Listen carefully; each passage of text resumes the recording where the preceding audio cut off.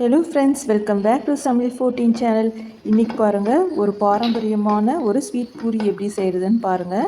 வெள்ளை பாகு செஞ்சு வச்சுக்கணும். கசகசா ஒரு 3-4 ஸ்பூன் வறுத்து வச்சுக்கோங்க. ஏலக்காய் ஒரு 3 ஏலக்காய், தேங்காய் கொஞ்சம் துருக்கி வச்சுக்கோங்க. இதோ கசகசாவை இந்த வெள்ளைப்பாகில் போட்டுக்கோங்க. கசகசா வயிற்றில் இருக்க அல்சரெல்லாம் சரி பண்ணுங்க, அதுக்கு தாங்க இதை யூஸ் பண்ணிக்கிறோம். ஏலக்காய் வாசனை கொடுக்கும், போட்டுக்கோங்க. தேங்காய் கொஞ்சம் மட்டும் துருக்கி வச்சுருக்கோங்க. பேஸ்ட் நல்லா அற்புதமாக வரும், அதுக்கு தாங்க. நல்லா கிண்டி விட்டுக்கோங்க. பூரிக்கு மாவு தேய்ச்சி வச்சுக்கோங்க.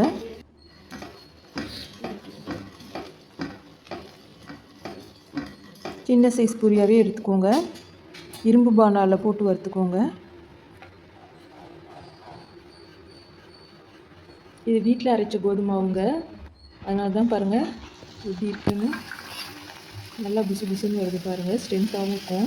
கடையில் வாங்கினதுல கொஞ்சம் மைதா கலந்துடுறாங்க. குழந்தைங்களுக்கு இந்த மாதிரி வீட்டில் செஞ்சு கொடுங்க, பாரம்பரியமான பலகாரங்க. உடம்புக்கும் ரொம்ப ஸ்ட்ரென்த்தாக இருக்குங்க. பாருங்கள், நல்லா புசு புசுன்னு பூரி வந்துருச்சு. ஒரு 4-5 பூரி செஞ்சு வச்சுக்கோங்க. இதை வெள்ளை பாகில் போட்டு வச்சுக்கோங்க.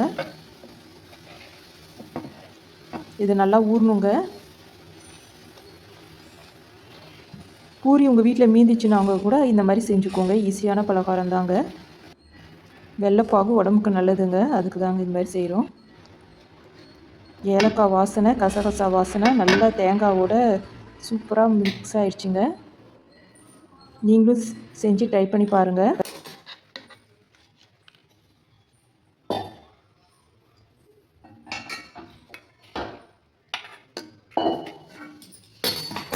இப்போ கடையில் வாங்குகிற ஸ்வீட்டை விட இது உடம்புக்கு ரொம்ப நல்லதுங்க. புதுசாக யூடியூப் சேனல் ஆரம்பிச்சுக்கோங்க. லைக் பண்ணுங்கள், ஷேர் பண்ணுங்கள், சப்ஸ்கிரைப் பண்ணிக்கோங்க.